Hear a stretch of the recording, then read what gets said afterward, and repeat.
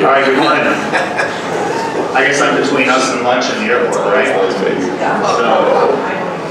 good morning. My name is Jeff. I'm the AD program manager for Access. So I think I got the short straw here in moderating this session. Just wanted to. This really is not meant to be me talking to you all. What we found is that you've heard over the last couple of days, there's a lot of challenges that we have with cyber that's coming on.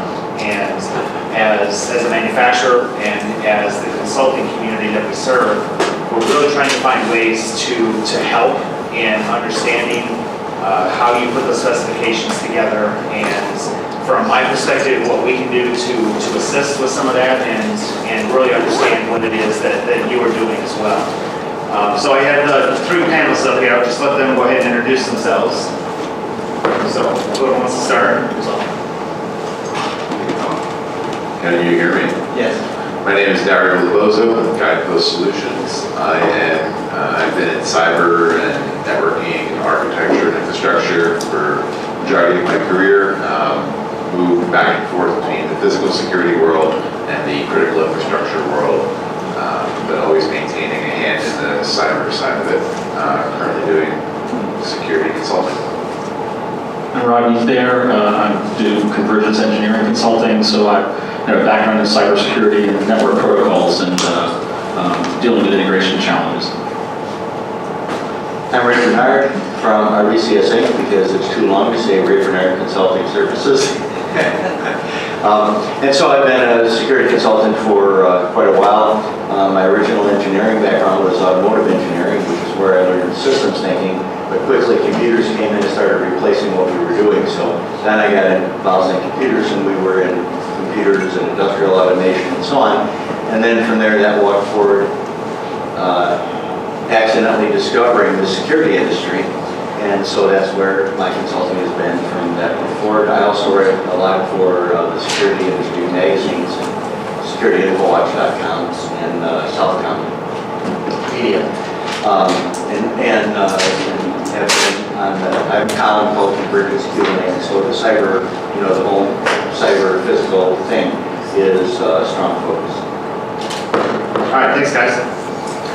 So I mentioned this is fairly new to us. As you know, my organization is taking very seriously the cyber initiative that we have. We're now 4 years into it, and really sometimes it's baby steps, but we're really trying to continue to move the process forward. So really the intent here is not for me to stand up here and drop some knowledge on you. The reality is that I think that this entire realm is a little bit confusing. It's almost pioneer in development.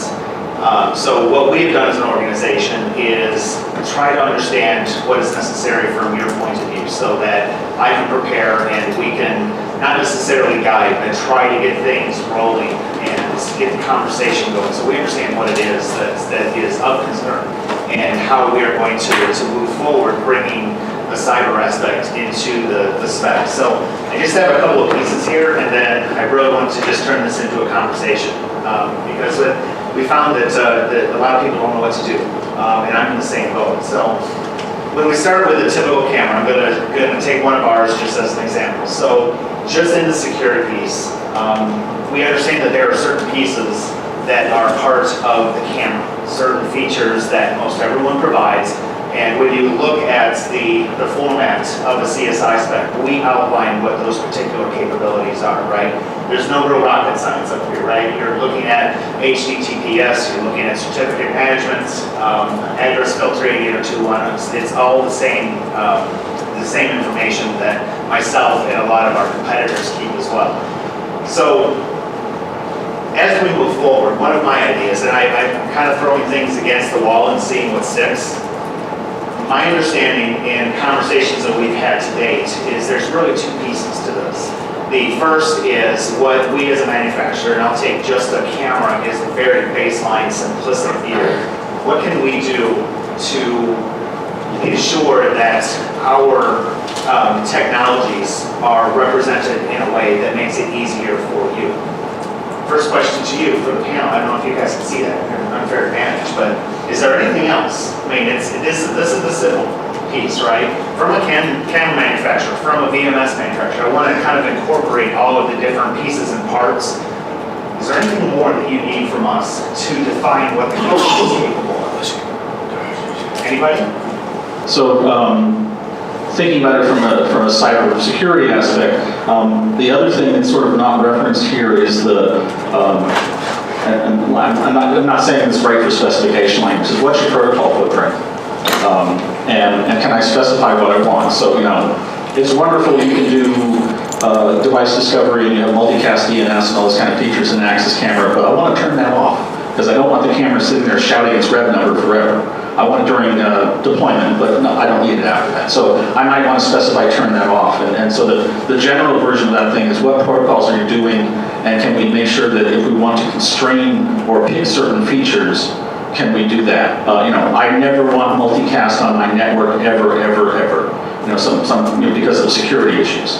So, and I'm not trying to rant about multicast. My point is to pick the protocol. Sometimes there's pick which protocols and the way to look at it from a cyber view is what's your footprint on the network, because we're trying to make sure the footprint is appropriate so we can defend it.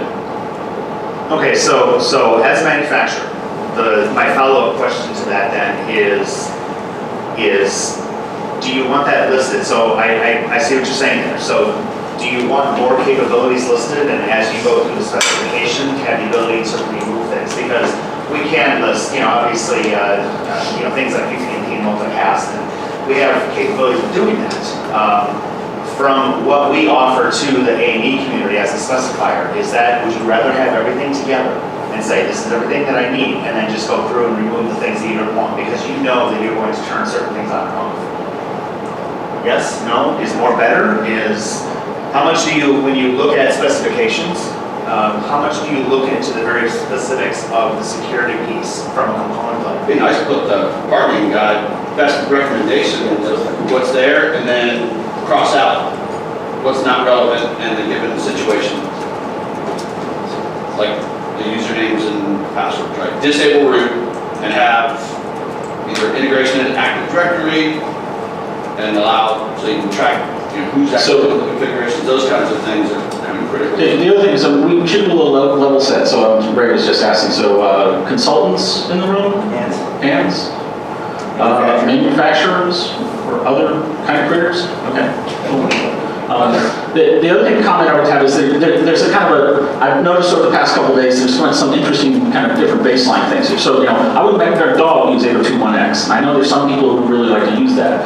There are people in Active Directory environments. There are people who do or don't have certificate capabilities. So it kind of depends what your idea of an enterprise network is that affects that. To kind of answer your question.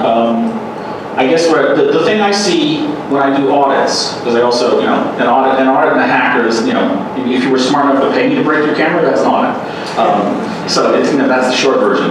So we see the catastrophes we get at the back end of the process, and we're trying to figure out, we're all together trying to figure out how to work back from that. If the integrator pushed the wrong buttons, how do we make sure we bother to ask them to do it right, and how do we get that further back in the specification process? And I know, you guys, you didn't actually push the buttons to configure the camera. I get it, but there's a long chain of events here. So we're trying to figure out how to push this back. So the way we look at it is, I want to make sure the thing didn't show up busted. And I'm not sure grouping it together is the right answer, because there are many players in this process. So the hardening guide thing was the next point I was going to go to. I know in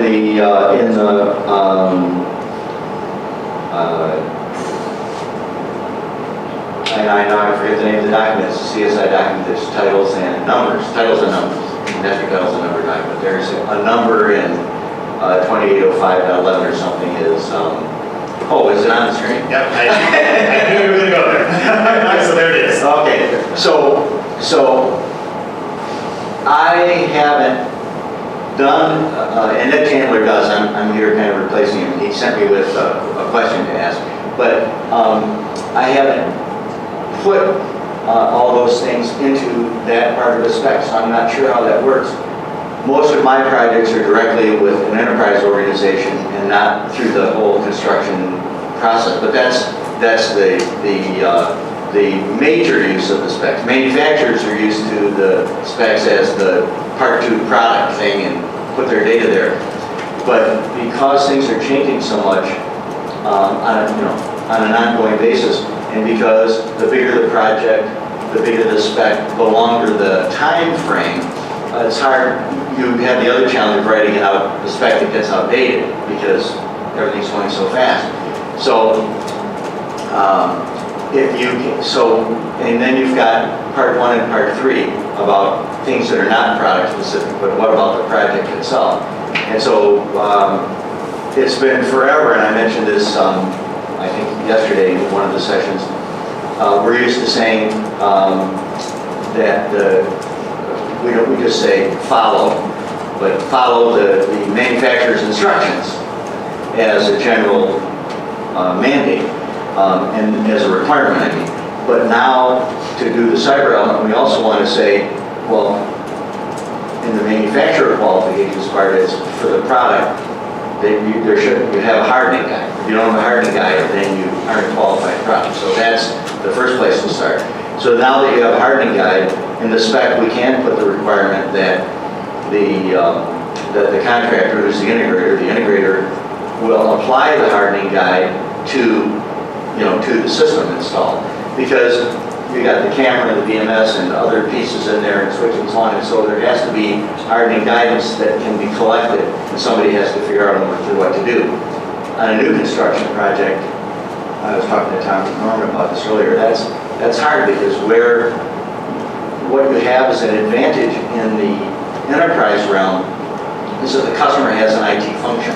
And when they do audits and when they are living up to their own standards that they have to follow, and sometimes regulatory requirements, they've got all that worked out, so they know how to document what they want. So when it comes to how does the integrator document what they're doing for cybersecurity in a project, it's easy for us because we say collaborate with IT, and then we tell the IT guys, you give us the requirements, and then they'll meet it, and we can make those requirements part of the spec. That's all outside the product section. But there will be requirements that we want for the product, and right now, we put them into the spec like you were seeing as part of what the product has to have. So this is definitely an area where we're going to learn by oops, if we had only done this a certain way in terms of the spec writing side. The question that Ed Chandler wanted me to ask, and it's easier in the enterprise realm, is how do you, because we've got IT there and IT sets the requirements for what they want to see, but the question is, in terms of the whole process for the project, when it comes to acceptance time, first of all, a basic question, what the heck is it we're trying to verify? And how does that fit in? Because ultimately the integrator has a responsibility for it. So the integrator is going to have, it's his installation that's being tested, not just the products and systems, but really the whole deployment that's being tested. So how do we verify that the cybersecurity piece is addressed sufficiently? And that's an open question that I have for anybody. Yeah, the integrator isn't responsible for anything that isn't in the specs. So we've got to get it right in the specifications. And this is probably, in my opinion, the most important session in the entire week. Because if we can't get this right, nothing else follows. I think that this is where we're seeing a major shift in what our responsibilities are. We used to very easily be able to say network provided by owner, and even now, even if the network is provided by owner, network connectivity is still provided ultimately by the integrator into that network. So I want to go back to the idea of a profile, and you asked earlier, what does this device look like on my network? So whether the network is my network, because I've designed the network, or if it's the owner's network, bottom line is that we need to know what does it look like. So if, from a camera manufacturer perspective, if you are running through the installation guide on camera, an access control panel, whatever that may be, and it has a couple different options, right in the installation that says, do you want to operate in consumer mode or do you want to operate in a hardened mode? And directly, while going through the setup process of a hardened mode, you're automatically changing the root password. You're automatically disabling certain profiles and services that are within the camera. And then we can write a specification around that. Because in the specification, that's where we're defining the description of what that device looks like on our network. And when you hand that to the person who needs to configure an access control rule on the firewall for that particular device, they know exactly what to configure. I have right there in my specification language, you should expect a device that's going to have an IP address, it's going to have these services open, it's going to be expecting to communicate over this protocol, and now you can build a reasonably high expectation as to what you can expect on your network. So I don't think that we have those extremely well-defined limitations right now for all the different device types. I think cameras are probably closer than other things. Servers, those are relatively easy because we have operating systems on those. I think as we go into some of the more, some of the dumber pieces of equipment, the things that don't have a little Linux image server on it that we can happily define all sorts of fun services around, that's where it's going to get a little more challenging. How do you put an access control panel on the network? And what if it has limited capabilities as far as how you can secure it? Things along those lines are going to be challenges we're going to have to come up against. I saw two questions, one wrong. I think I saw your hand first. Well, I'm going to cut to the chase as a manufacturer and ask you guys, if you were, can you or do you write in a specification around a solution that would be able to, can you write in a solution that would be able to do certificate provision or certificate management or any of that type of stuff? And if you could or do, where would it go? Yeah, you could. The things like certificate, this is one of the interesting things, not having written this kind of specs before. This is to an IT person, this is a general kind of thing. Everybody should run TLS, everybody should use certificates. So like in the IT world, in an enterprise kind of world, you know, when the IT folks are in or when they have Active Directory, we go, okay, so turn on your certificate authority, you give us certs. So you can ask for services from the customer's environment. If you don't have that, they have to specify these components. So there has to be certificates, there has to be a mechanism to deliver those. You know, you would have to use standards-based protocols to do that or that kind of stuff. Well, Maybe, just to add, maybe you can help answer. I think maybe what Ron's asking is what if we don't have that in place? Since a lot of the security networks we are dealing with don't have an IT department.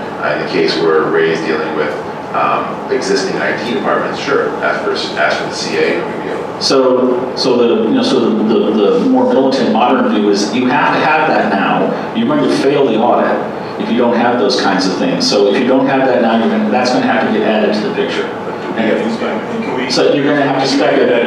Well, to his point, we have to spec that. So for example, if we don't tell the integrators they're supposed to know what a certificate is in the spec, they're never going to go worry about that.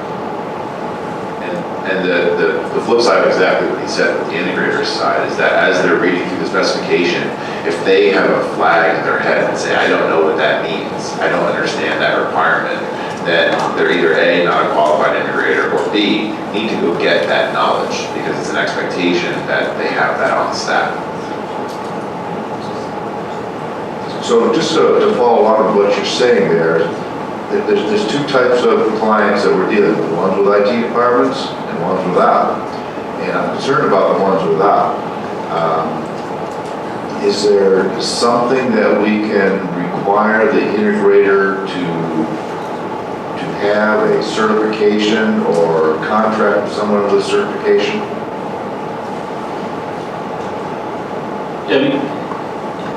One would like to think you could map it into some, requiring them to have some of the IT certifications. That the certifications are, kind of a swamp. I'd like to say you should say people have CISSP, but I've met CISSPs who have no idea what a certificate is because they passed the test, and that doesn't mean they know anything. So you'd like to have some kind of certification level that just says they have appropriate competence. One of the ways that we've tried to overcome that is by writing the detailed spec language, it's not everyone has somewhere in their specification something about the integrator, agreeing that they've read through and understand what the requirements are, etc. And then one thing that we've added to our specifications is a resource matrix. So with your bid documents, we want to know who is going to work on and implement this project with resumes, with explanations of who they are and what their qualifications are. I don't need to know about your company. I need to know about the resources that are going to actually accomplish this project. Who's going to show up day 1, day 2, day 20 to make this happen. And then same for the service contract, because it might be a different set of people. And that's been something that we've gotten some pushback from the integrators on, but ultimately it makes sure that the project is going to be done correctly. And after that initial pushback, they did end up kind of thanking us for it. Yeah, two quick things. To get back to your initial question about putting all the information in there, my preference would be, yes, all the capabilities of that, and then I tailor it. You know, and I actually read, I don't cut and paste, I go through each job, and I may need this, may need that. Like I said, multicam, I need to know what that capability is in there. I don't want it, which I don't. I delete the line. That's it. But I'll go through it, and just delete it. So the more information you do versus me having to put it in, it's easy for me to take it out and put it in to keep the formatting. And I don't know about formatting out here, but I'm terrible with it. So it's easy for me to delete and fix it that way. 2, getting back to the qualifications. Am I the specifications are right? Yeah, I do. If they're access cameras, then I want them to have a certification of somebody that's certified putting in access cameras, and or a level of experience. Now, how much control you have over it? Not much. The reality is what the reality is. They're going to go out and hire whoever. But I put it in the specification that, hey, I feel as a designer that this is required to get the job done. If they don't follow it, there's nothing I can do about that. So there's an implication in that. So if I get an Access certified installer, at some level of certification, there's an expectation now, which is probably new, that they understand all this stuff. So, I'm not sure if you go through Access training if they teach them what certificates are. I mean, they may well do that, but, we got to make sure we don't ask for, we got to ask for a qualification that matches what we're asking for. And so we all have to give the right feedback to the manufacturers on what we expect out of that. I use that as an example, but anything I specify, whatever the equipment is from the manufacturers, most manufacturers have a certification project or process to certify those people to say, hey, yes, they can install my stuff, or we Access say that they can install my cameras, or whoever, whatever, my VMS. I know the manufacturer's saying that. So, like I said, they can hire whoever they want, but it doesn't make any sense not to hire somebody. I put the requirement out there what I think will make the job successful. So when they run into problems, if I'm not involved in the bid selection, and they run into problems, they hire somebody else, I said, well, hey, now that's not on me as a designer. Okay, because that's the first thing. Though I say I spec A, they put B, then there's problems. I said, well, you didn't follow my specifications. There's a bigger core implication there that's missing from this process, and it's because it's a new portion of our process. In order to be an electrical contractor, you need to be licensed to be able to install those types of wiring and run it through conduit, etc. And it's a base level of expectation that the person is licensed. There is no licensed network configurator. You can't become that. So by doing manufacturer-specific manufacturer-specific training requirements within your specifications is a start, but it does not address the core problem, which is that the actual installers don't have an understanding of how to build a network in the first place, or how to configure an enterprise-level system in the first place. So if you stick to only manufacturer-based certifications, then you're missing kind of a piece of it, and there isn't really a great solution right now, except for more generalized network and systems-based certifications, which is why we at least are asking for the resumes to kind of back up what types of resources are we working with here. And then I haven't made it to the point where I feel comfortable picking a more generic industry certification and then writing that into my specs. But I think that that's probably something that we should talk about, is what is an accepted certification that exists out there that is not vendor specific. Sure, if you have a CCNA, then it's likely that you understand the basics of networking before you were able to accomplish that. But you also understand a bunch of really vendor specific stuff that maybe I don't need you to know. And there might be a more generalized one that would better attach to the idea that you understand how to implement this. So one element of this, I think, is also evolving, and this has to do with the Security Industry Association, because they about a year or so ago, they expressed an interest in getting integrators as part of their association, not just the manufacturers, and that's a place where a more generalized training could go for those kind of capabilities. And I know they've been considering some things along that line, so it's kind of a lot of collaboration that has to happen. So far, the most successful approach we've had in dealing with that is where we see the kind of network that has to be installed and the kind of system we're specifying, and trying to find an integrator who's got reference customers that we can talk to and see how they did on the job. Get their list of people who worked on your project, which you can sometimes get, depends how old the project is, and then take that and say, okay, we want people like this or their equivalent and so on. It's not, it's not cut and dry, but it's a general approach that is better than no assurance. It would be better to actually have training in place and an industry standard that you could point to with regard to that, so that there was something there. And I want to jump on a little soapbox for a minute about the manufacturers, gold partners and silver partners and all this stuff. Because most of the time when I've seen this, and whether this is true or not, this is certainly the perception from most of my clients, that basically means what kind of discount you can get. I mean, and how fast the service is that you can get. How capable the integrator is, that often depends. And with big companies, you have branch offices and it varies.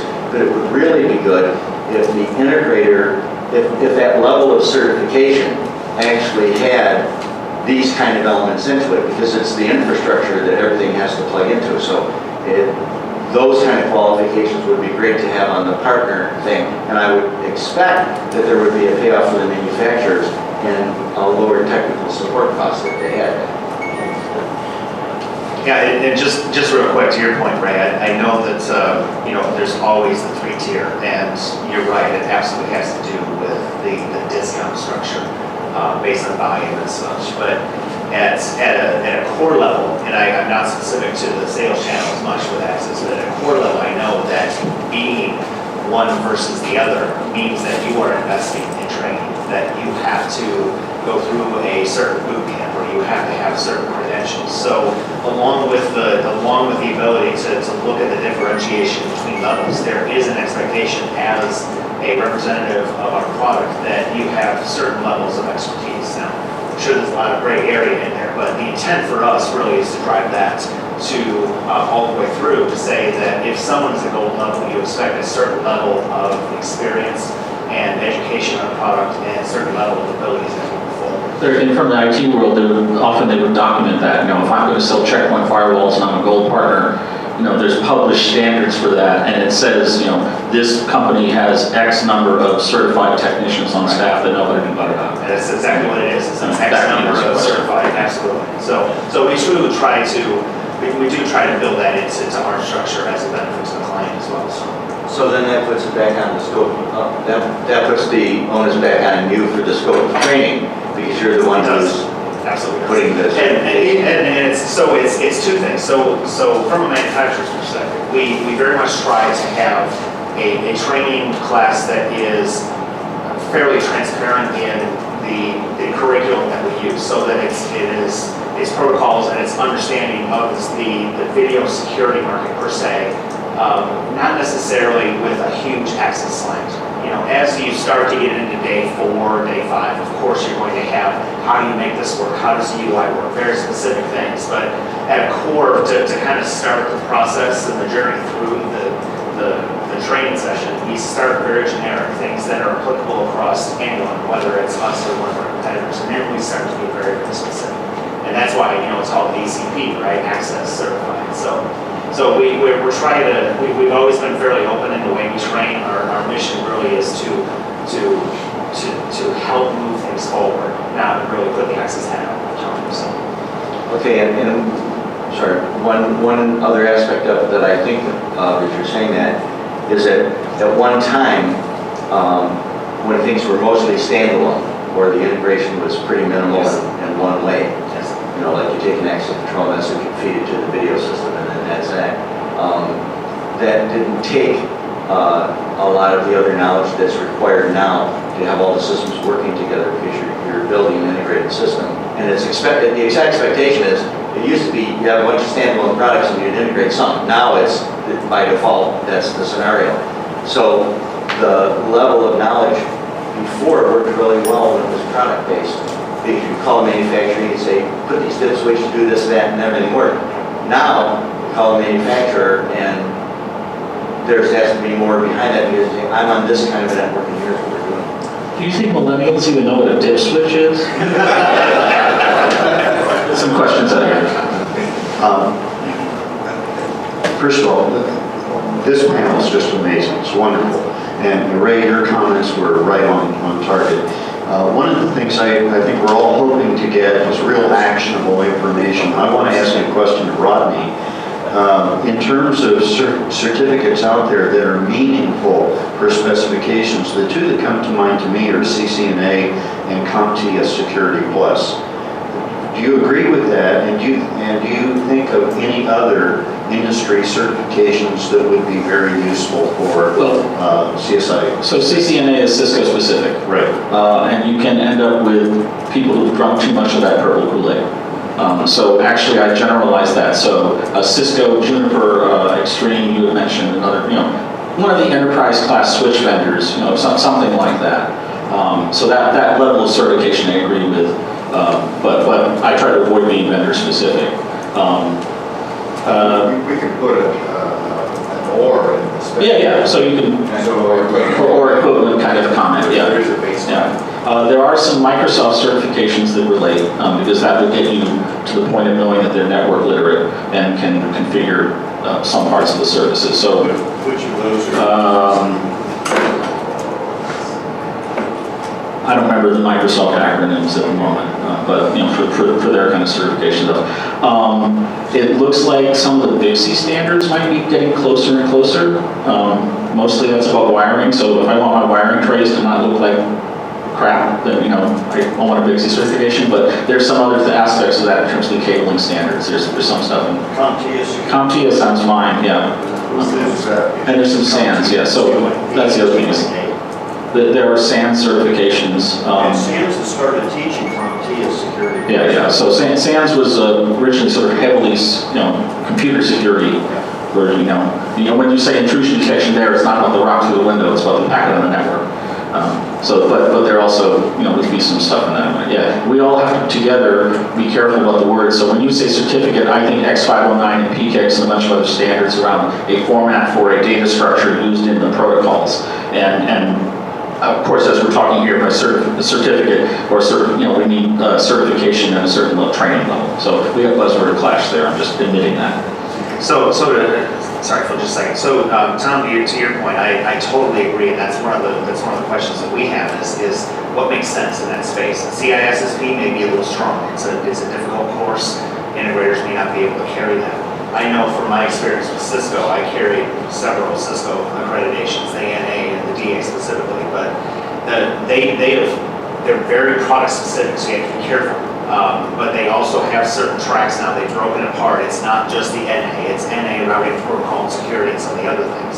The question that I would have that I'll take as an action item here is, does their security side, which they have a specific track for security, is that very specific to that product, or is it more of an overall education? I'm concerned, knowing what I know about Cisco, that it's very much Cisco, and that's it.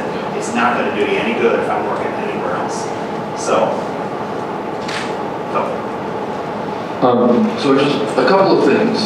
Having spent 19 years on the integrator side, and then my last 19 years on the consultant side. I've lived literally both sides of this coin. From the days of specking 350 line cameras all the way to where we are today. I see a couple of things, and I'm glad we went all the way from the manufacturer to the very end, and to client turnover, if you will. I think it's incumbent upon the manufacturers to ensure that they publish all the capable elements that would relate to security. And there's a reason I'm saying that, I'm just trying to broaden it. Because at the end of the day, there's two decision trees. The first decision tree is whether or not I have an enterprise network or a client that has network support capacities, or I'm building the network for them. Maybe it's a small museum, maybe it's a small library, maybe it's a private school, and I build the network. So that's part A. We need to know what that is, because that needs to go into the availability of product part 2, right? I also, when I have an enterprise network or somebody in the second decision tree, I need to be able to share with them, these are the cameras we're proposing for your project. Does this meet what you're looking for on your enterprise network?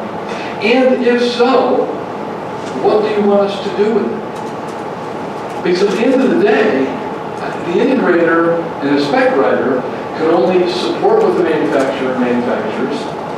We can provide the security component on the standalone side, if you will. On the enterprise side, I think it's a little more difficult, because if we can't get to the enterprise side and understand what they're looking for, we could end up, with a headbutting session. And the worst thing we can put in the specification, it's just opinion, is follow the end user or client's recommendations. Because there is no way, as a security professional, at the end of a project, I'm never going to be able to take responsibility for saying the integrator may, if I don't know them. And there's 180 cameras, and not every one of them configured properly. Someone has to vet that. And from a liability perspective, should something happen and someone get into something, and we have an issue like we did at Target, that trail is going to go all the way back here. So I think it's incumbent upon all of us, if we're writing specifications, in part 3, I think we need to be very, very careful about what we're aligning ourselves to and what we're saying we're taking responsibility for. I'm a little bit concerned about the sort of the division we're getting here. So I look at it from the hacker's point of view. It's like, I don't care how big or little the company is, I look at how interesting a target it is. So obviously large enterprises who have regulatory environments and things like that would have an IT department. So yeah, they can figure out how to get it. But you would have clients where the organization is an awesome target and therefore has implicitly, because of what they are, have needs to have their cybersecurity risks attended to, and they may or may not have an IT department. So that's the, the customer doesn't have IT, so I'm going to do this, that, and the other thing. Or that suddenly it doesn't lower the risk whether they don't have or don't have an IT. That's a different metric, so we have to be careful with that. Yeah, absolutely. Well, but you bring an interesting point, and this is, so part of my journey through this year is trying to figure out how that works. And your comment was a good segue, because when we look at the way that the CSI is laid out, this is just, I just kind of throw stuff up, because we're trying to kind of spawn some thought. But the question there is, when we get into the very first section, are we going to start listing things like the critical security controls from CIS? And do we want to get into the networking pieces? I think I have another piece here.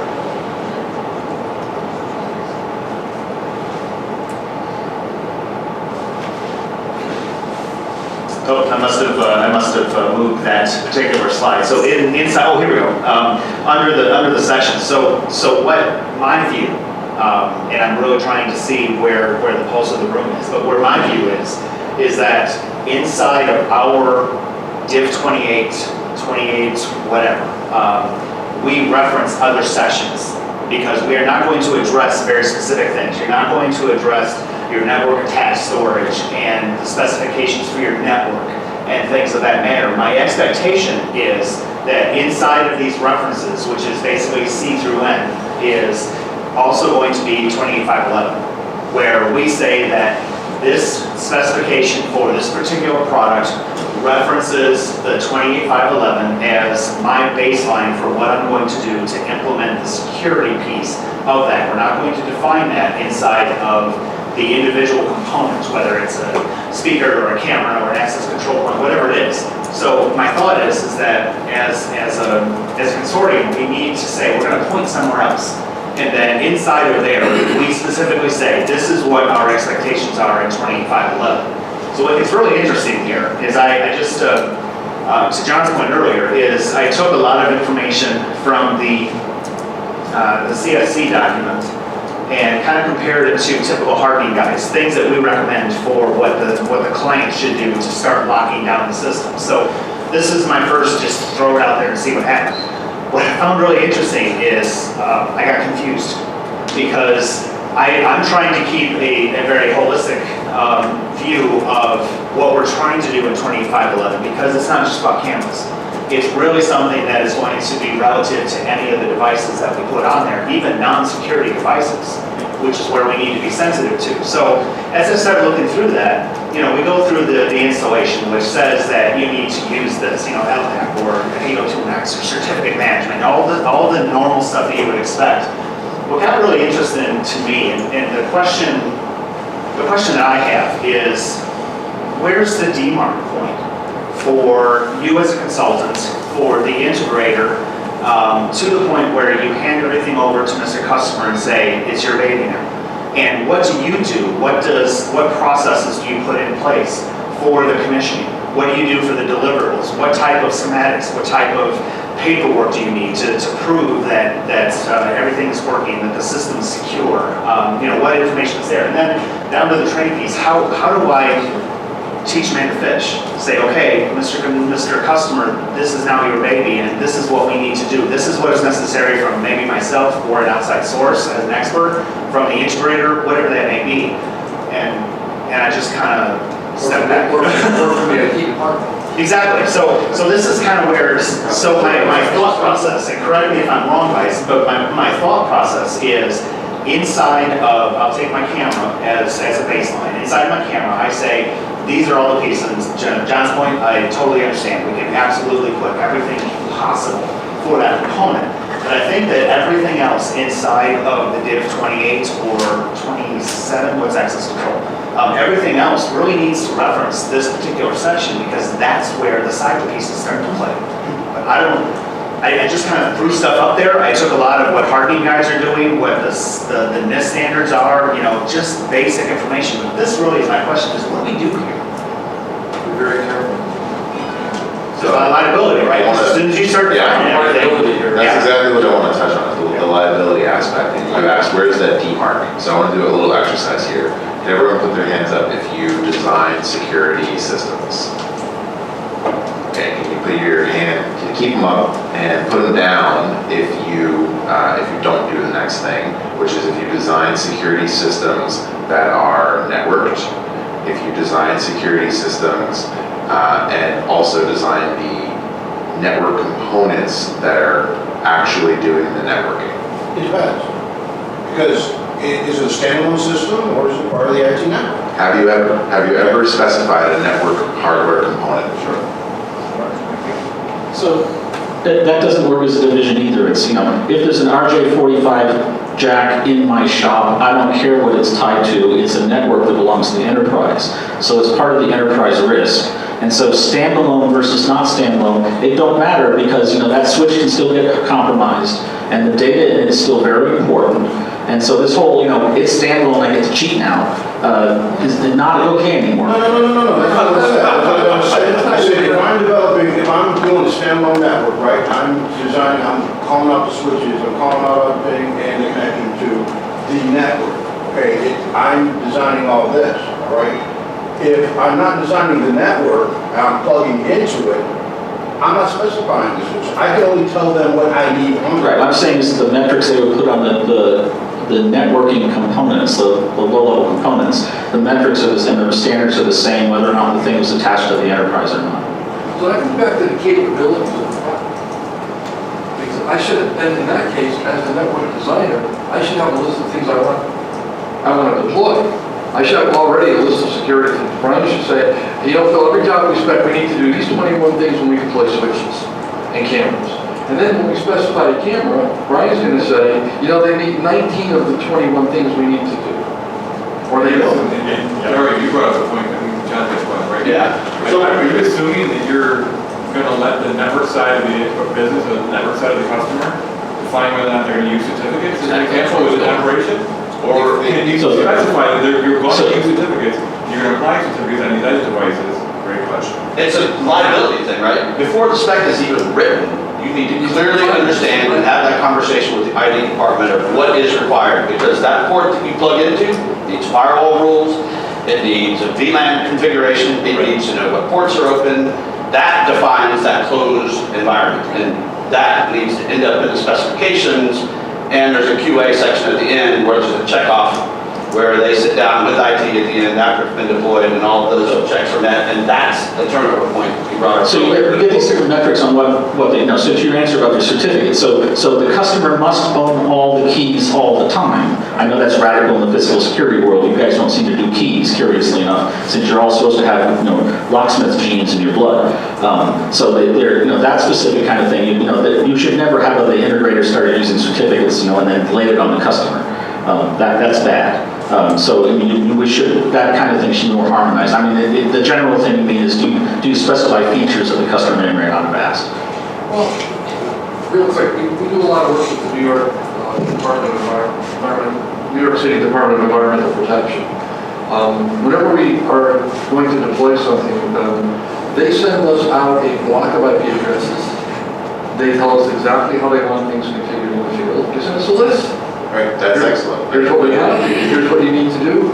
So maybe one of the things, since we're talking really about specification writing, maybe we need to be careful, not just here, but in our contractual obligation, our proposal, our final contract, that says, if this is going to be an IT system that's managed by your network group, because you are the New York City Department of Environmental Protection, and I have no control over what you do, I am saying I am not taking responsibility for anything on your network. You are to provide everything, and that goes with the base proposal, and that goes in the contract. And in my specification, I call out where the integrator must comply and meet with the New York City Department of Environmental Protection for sign-off, not me. Yeah, I think I have no control over it. that helps a lot with the liability. Maybe because we need they've already. to think about how we insert ourselves in that area and what we do. It comes back to being the owner's representative, Well, and then the other thing they're the owner. The other thing I've heard from an end user perspective at times that integrators get caught on is these end users are expecting the integrators to already be hardening or already making sure that systems they're putting in are protected. And I'm almost hearing it's the opposite case. The networking side of the business isn't going to do the right thing to protect that environment. If you're working for GE corporate headquarters, you have no control over But that. then You're getting an IP address and a switch to plug into. Once you plug into that switch, you're done. I want to come back to the liability, and then we'll get to your question, Tom. When the customer has already an enterprise IT department in place, then your specifications have to adhere to their specifications. It's their network that you're going to become a part of. And that makes things easier in some ways, and it just changes where the liability is. You're now liable for making sure that your specification adheres to their network specifications. In some ways, it's nice that they're able to provide that for you, because then you know what to write to, then you know which manufacturers are in, which ones are out, you know what features to look for, you know what features not to look for, etc. It's actually a much higher liability when you're designing the network on your own. Because if you design a turnstile system that was ineffective of actually doing its job, you're liable for that. And the same thing goes if you design a security network infrastructure that is not capable of keeping the security components secure. Your PLI coverage. So that's where it becomes imperative to have knowledgeable resources on staff within the consulting firm that can actually write through those types of specifications to actually identify this is going to result in a secured infrastructure, and now I'm going to push this onto the integrator to accomplish it. And I know how I can vet it, and I can possibly put in manufacturer vetting as well, so commissioning, during the commissioning process. And I think this goes back up one more step up the other side to the original job proposal, where it says if we're going to rely on your guys, under assumption, we need to know that your IT department is going to provide in a reasonable time everything we need to be a participant in what we're doing and are going to be a participant in turnover. That's got to be big assumption you gotta make. There is also. You can't guarantee they're going to do that either. There's also the flip side of the education and the expectations from the customer side. I just responded to an RFP that, as part of this very detailed RFP that included all the different security systems they wanted, they had one line in there that said, cybersecurity plan for entire building. There you go. What does that mean? There's insurance, not money, they throw that. That's everything or nothing, or just a little bit, or, I mean, we pushed back on them, and we pushed back on them, and they pushed back on us to say, we need you to help us figure out what that is. Well, it's okay, we'll just, Right, so, okay, fine, now I know how to build my scope. that's okay. Let me point out, in addition to, we've been talking about the IoT devices, video cameras, access control and so forth, and the inherent security that's baked into those, and also things like firewall rules and VLAN configurations and other things from the network side. There are some issues on the security systems that require special attention. For example, any device, any network device outside the skin of the building. So the minute that we push video cameras, and especially things like access control readers and intercoms, which are right there at easy level, and then we've got a network switch that's in an enclosure with a weak lock on it and probably no tamper switch, unless we've designed that in, which we certainly should. So some of the things that I do on those topics are that we require a fiber optic connection to the device. And that may be an enclosed device that has an FSB, a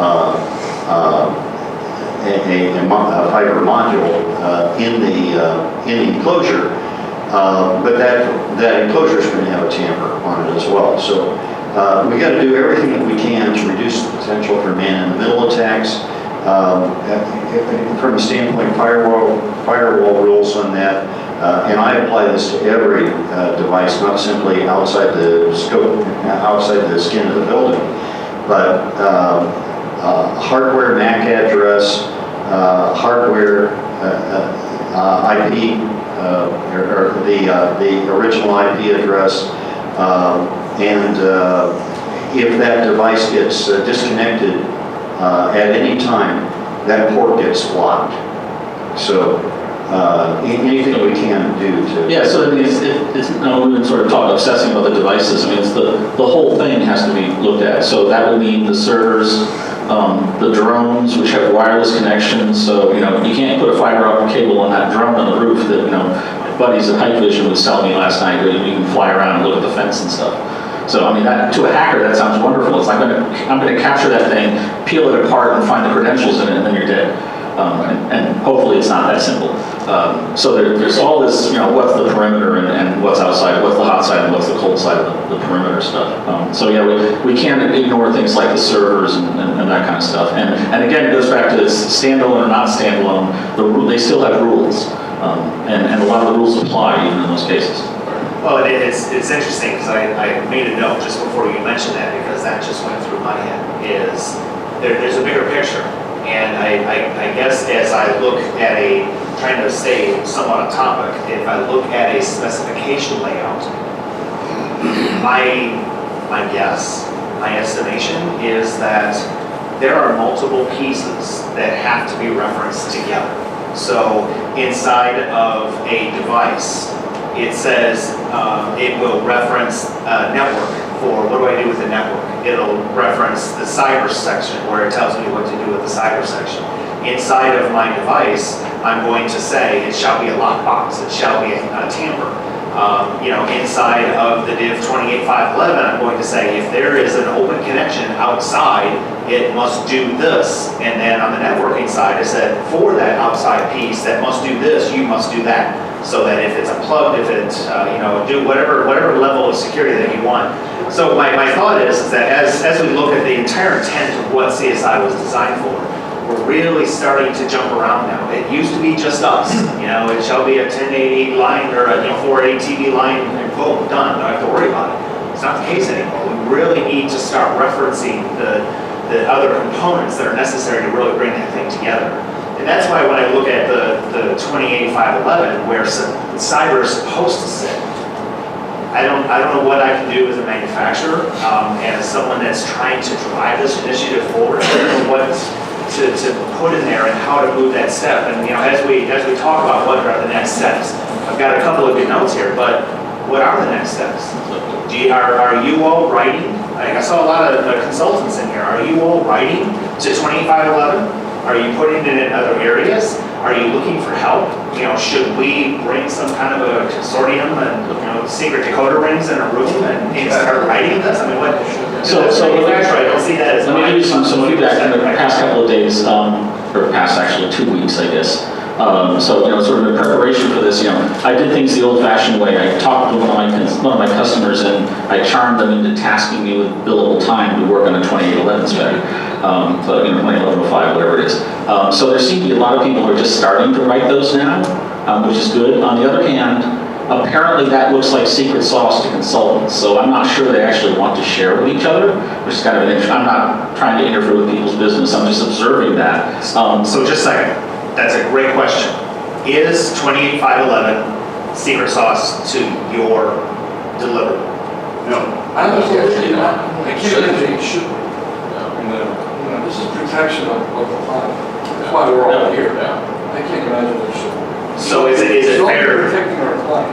Okay, so is it fair to say that specification could be much more of a collaborative effort across? Yes, I don't see anybody throwing tomatoes at it. And I have a question. So I've been talking to people the past couple of days. We've been talking about one of the topics that's come up is if you're writing a spec, how do you identify that this stuff is all done at the end? What do you put in the description of, and from a network guy point of view, it's like, I'm going to put in an access camera, so I would write the spec. I'm sorry, I'm going to do this a sloppy version. At the end of the process, you have to take a network scanner, put it on bad attitude mode, and scan the devices on the network, the whole network, and then give me back the report and make sure it was good. And this is, Ray and I have been talking about this, so we've got some past adventures together. And so that, if you had the guy do a 4,000-foot fiber run, trenched and everything, spent lots of money on that, you'd go specify that you have to certify that cable. And you paid the other guy, Billy Bob, going to come out with his panel truck and his magic machine and do the checking, and you're going to print out the little report, and you have to attach the report to the deliverable. So in the end, and I am seeing customers that say this, they want the Nmap scan. And I work on a product that does that, so they actually say they want the Nmap scan digitally signed so they prove you didn't cook the report. Because they've seen that apparently. So there are some things, and I'm not sure how to put this in the spec language, it's one of the things I'm working on, is basically saying you need to scan the network and show me that you identified that it's all, I want to ask you not to have any more ports open than we specified. I'm going to scan your device to make sure it works that way.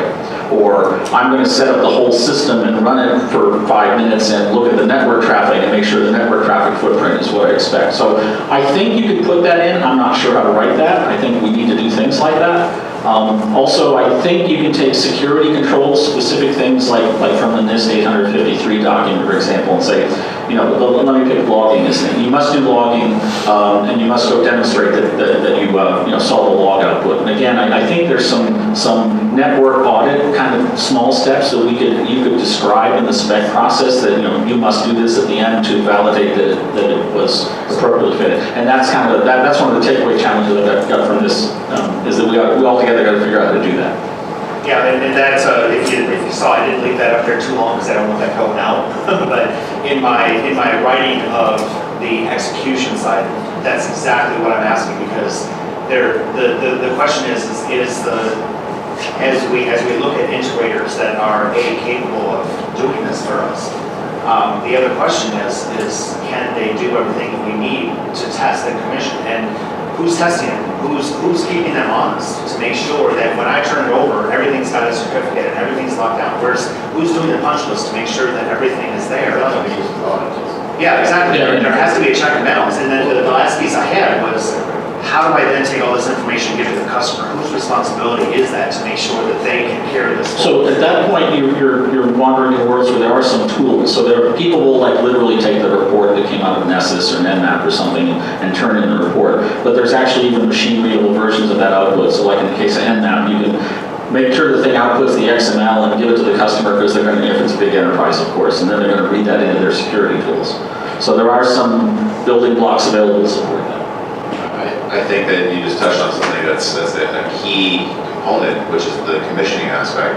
Right now, we all commission the security systems that we specify, and after they're implemented, we go and check them out, make sure they were done correctly.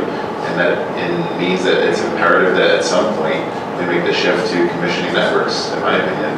Or we put in the specs, the contractor must hire a third party. Sure. That we agree to, Sure. the committee do the commissioning, that we review with them. And I just want to get to Tom's point, when you made a really good point about all the IoT things going on with the building.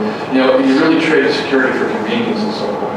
And, you know, directors of security say, I want to be at home, 42 miles away and look at my building and see what's going on. We have several large customers that have completely sealed and closed networks. And that means you don't get to do that. Or if you do, it's going to cost you a lot more money and you're still going to have some potential exposure. But the point to that is, when you have a large corporate IT department, that's one thing. If it's Citibank, JP Morgan Chase, they're going to do what they're going to do. But when you don't have that, and I think, Rodney said, you can't trade off because they're a larger client for what you're doing with somebody that's smaller. It's incumbent upon us to let our client know.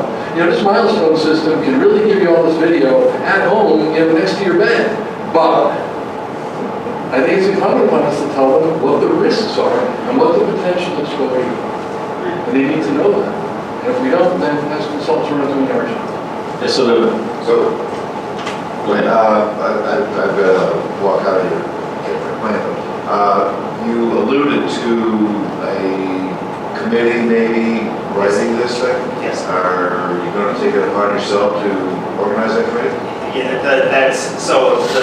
Rodney asked the $1 million question, so I'm gonna have to be my words for getting to it before I did, but, that's really the question, because that's kind of been my initiative inside of my company, is to try to figure out how, and if this is truly more of an open consortium and we're all trying to get to the same goal, then absolutely, that's something that I will spearhead. That's something that a great curriculum would be. Absolutely. And Yeah. and part of it is, I think we should all write really carefully worded feedback to Ray Coulon that says we think he should run it. that's right, he's not here, he gets the action item. So to your comment, so in modern times, like if some people have started using the term ESRM, enterprise security risk management. So the thing about to your point about the milestone thing, the customer has to accept the risk at the end of the day, because the customer's board of directors is going to get sued. And I don't care if they're big or little, or have IT or don't have IT. So the actual metric is the boss going to go to jail if this thing does the wrong thing? The customer's boss. And so it's and if you can get the customer to accept the risk, then have a good time taking your Apple iPhone made in China on the Verizon network and use that to unlock your doors. So there's one aspect of that too, which is on the liability side, and ties into a lot of things that we were talking about. If you get the customer's IT department to tell you what all the requirements are, and then you have independent testing that certifies that you met all those requirements, then that has put that burden back on the customer because you've provided them exactly what they've asked for. There's also the ongoing maintenance part, because now these systems have to be kept updating and patching and all that stuff is there. And so there are contractual terms for integrators that need to go in their service level agreements that the customer assumes full liability for anything, for not following the patching schedule and so on and all that. And those things, it's number one, our job to make the customer aware of that. And secondly, to make sure that it's in the contractual terms, and as consultants, somehow, we've got to account for that element, because making everybody aware of it, including the integrator, so that all the way down the whole chain of things, it can be accounted for and go to the customer. Otherwise, it just becomes, we're just lawyer fodder. Completely agree. okay. I'm afraid to ask any more questions. Well, there's one other thing I'll say, and because I started falling into the same trap myself, but what this reminded me of is I was trying to think of some example specs where I could point to some things, And I have seen a lot of specs. This is what can happen. A manufacturer puts out a spec for a video management system, for example. And then the consultant takes that, or sometimes it's the consultant role within the integrator, takes that and writes now a Division 28 spec for a video management system with a line that says must communicate over Ethernet network. They actually install a network that's not specified anymore. It's not really specified anymore. And one of the things, this was what Sam Trotman said yesterday, Sam from KLJ. He said, if you have to install a network, if you've got infrastructure you have to put in place that's apart from all of the security stuff, make that a separate project. And of course, communications, there's a place for it in the whole, not everything that we do is rolled up into Div 28. So if he wants to make it a separate project, install it first, get it commissioned. And then that's an interesting thing because then the security installation part, the requirements for the personnel and so on for the contractor don't have to include the ability to do the whole XYZ network. It's easy for that to be done by a third party, whether it's done under the contractor. He could actually have, in the security integrator, he could actually have two contracts, two separate things, manage that separately, and the personnel costs could even be lower. I mean, there's other ramifications to all this, but we have to really think of the entire spectrum of what's in the CSI specs and where those fit in a project. On a construction project, you get that automatically because the GC is, everything's divided up for you already. But when we start, our basis starts as a product spec, then I've seen a lot, and I've seen consultants fall into the same thing too. They write a spec, they don't spec anything on the network. The integrator responds to the RFP, they don't say anything about the network, they install it. Then ultimately, who's liable? Well, now everybody is from the.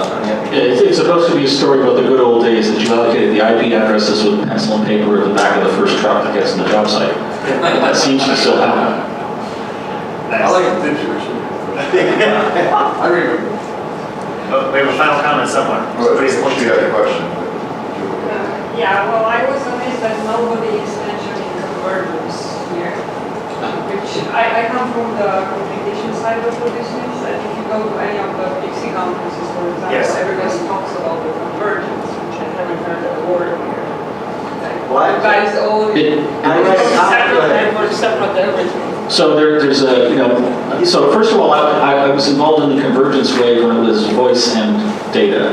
So this is the second time I see exactly the same reluctance that and the other thing is that some of us have got sort of short-circuited it, and convergence is a buzzword for the pain physical security integrators go through to attach to a network. So this is all convergence. It's sort of the accidental description. But Rodney, you did say you were a convergence engineer. Yeah, I got a copy of Dave Tyson's book. He actually made me buy it, and so I went through it, and it fits. No, even in the previous session I attended, it was more over the access controls and about the cabling and to be provided of the Division 27, the structured cabling that you guys insist on having in your Division 28, and you want to keep things separate, which they should actually come together. It's fair. We're not converging things enough. Okay, so I have a couple of action items here. I have some great And also notes. there are other systems other than Cisco, and for example, I'm designing a big passive optical network system, so you have to think in broader terms. Okay, fair enough. So I have some great notes. Thank you so much. Things are starting to become a little bit more clear in where we want to try to help. At the end of the day, my objective, honestly, is to try to just help to move this forward, right? So we'll see what we can do to pull some collaboration together and start working down that path. So keep that in mind as well. So the three big things that I pull out of here, one is we really need to take a hard look at where we are with accreditations, so that you all understand that the person that's there has some level of expertise. That's a good point. So we'll do some investigation into that. To Tom's point, we need to find out where anything outside the building comes into play, and make sure that we are bringing attention to that as well, because I think that's a good point. And then we'll look at some of the things that really help with the commissioning and the training and the handoff and all that stuff. So this is a really big discussion to have, but I feel pretty good that we know that we agreed that we have to start linking the 28 specs and have responsibility for network in one place and cyber in another and so on and so on. And try to honor what the intent of CSI was, so we can continue down that path. That's all I have. I appreciate y'all coming out. It's great information, and I think that's it, so it's time for lunch.